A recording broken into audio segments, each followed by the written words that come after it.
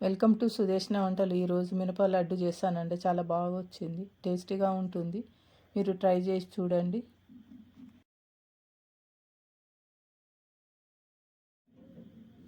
లడ్డు కోసము మినపప్పు 1 కప్పు తీసుకున్నానండి. 1 కప్పు బెల్లం తీసుకున్నాను, నెయ్యి తీసుకున్నాను, కాజు తీసుకున్నాను, ఇలాచి తీసుకున్నాను. వేపాలండి మినపప్పు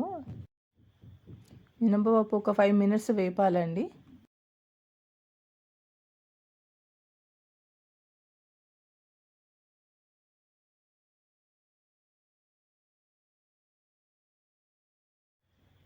వేయించిన పప్పుని మిక్సీ పట్టాలండి.